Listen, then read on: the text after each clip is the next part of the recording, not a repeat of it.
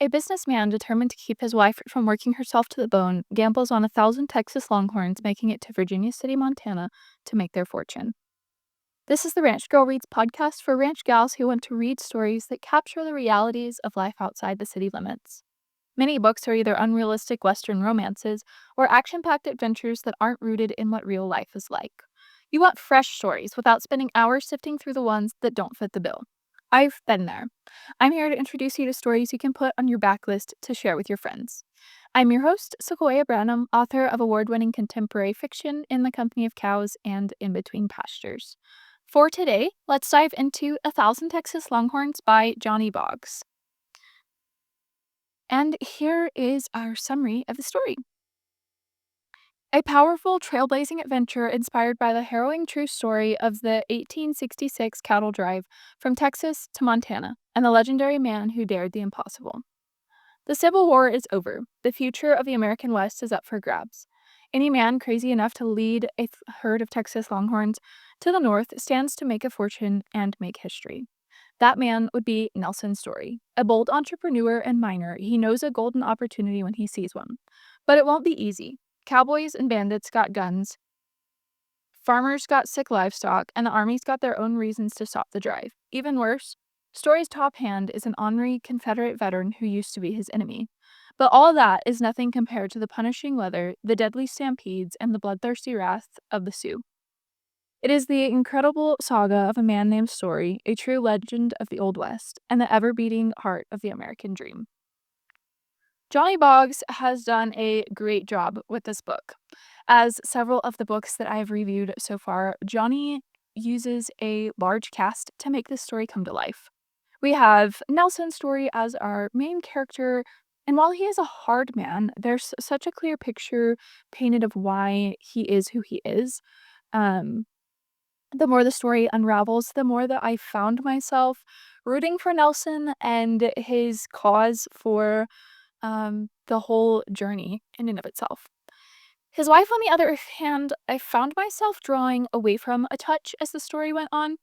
Her why isn't quite as clear, and just felt like I disconnected from her a little bit in the way that she chooses to live out the time that she's waiting for her husband to arrive back with the cattle.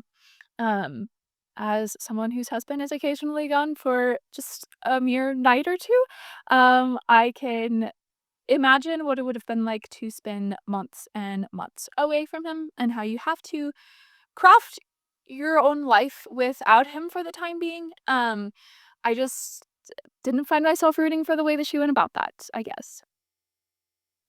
Mason Boone is another character that gets a lot of screen time. I would love a spin-off story following his character. He's got grit, but a tender soul underneath it, and just really complements the hard exterior that Nelson's story is. There are a few other characters that have their own tiny storylines within the bigger story, and Boggs does a wonderful job of bringing them into the main stream and connecting them and making them matter, but also giving them their own time and making us um, empathetic and cheering them on as well. The overarching storyline of the book is pretty clear: survive the trail and get the herd of mixed longhorns to Virginia City, Montana to start a herd there. The goal is clear and easy to track and root for throughout the story. But obviously, as every good story has, the obstacles come up, and Boggs does a wonderful job of also making you question of how does this affect the story. I think for myself, I never questioned if they were going to get there simply because Nelson is the kind of man that's going to get them there. Like, no ifs, ands, or buts about it. And I love the way that his character's painted in that way.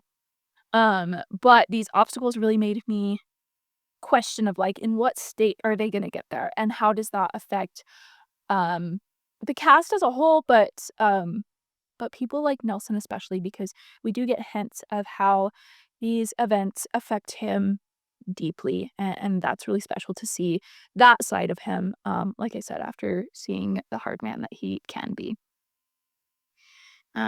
With a trail drive story, the setting is also traveling, which I find pretty fun. While I can't say that I clearly had this mental image to the backdrop of every scene, I think that the fact that the story is moving made it so that I focused even more on the characters and why the location, though maybe not necessarily the landscape, mattered for them. And again, I think that's just one thing that Boggs does a super great job of. For my criticism, I'd like to have the storyline that tracks with Nelson's wife be a little bit more connected to the rest of the story. Um, have it matter a little bit more. And like I said, for me personally, I would like for her actions to line up with the kind of woman that I believe that she is. We see at the beginning her set up with a ton of grit herself, but also a very warm, tender heart, and I just feel like, a storyline that displays that a little bit more clearly would have been awesome. Um, yeah, the storylines, in the beginning, those scenes really set up Nelson and his wife's relationship at the time, but it also really sets up his why, and they show her character as it is now is needed and plays a good role. Like I said, just to have her story a little bit more connected and not quite floating on its own would have been super awesome. A Thousand Texas Longhorns is a wonderful story with appeal to many people. Due to the length of the story, younger readers might have a hard time with it. Um, I am always down for a good read aloud, which could be a good option, but you are going to have a chunk of a story to get through if you choose to go about that way.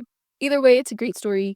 Um, as with many westerns and trail drive stories, there are a number of deaths, but none are described graphically or create a situation that um,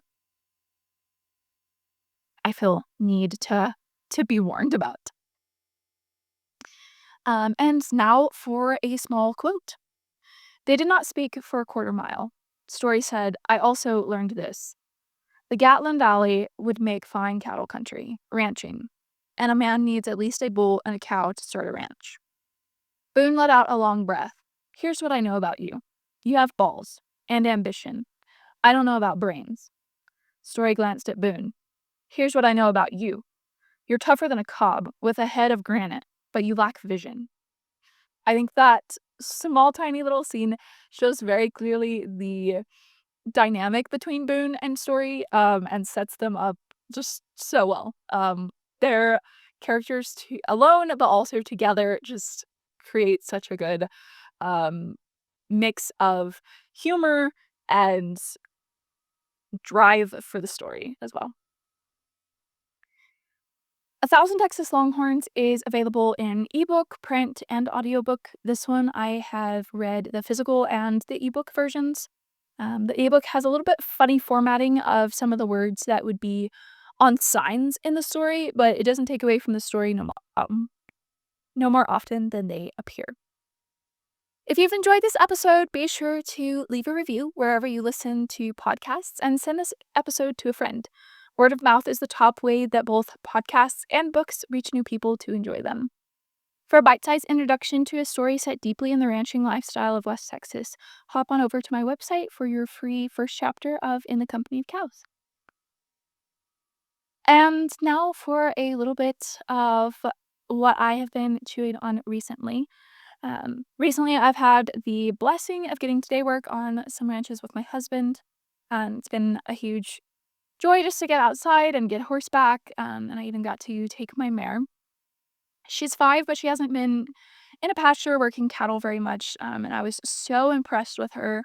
We got to work through some fits that she wanted to have, but really she did line out and do a really good job and settled into it.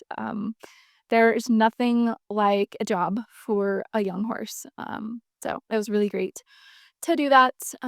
Usually she's so amped up that the ride isn't always that much fun.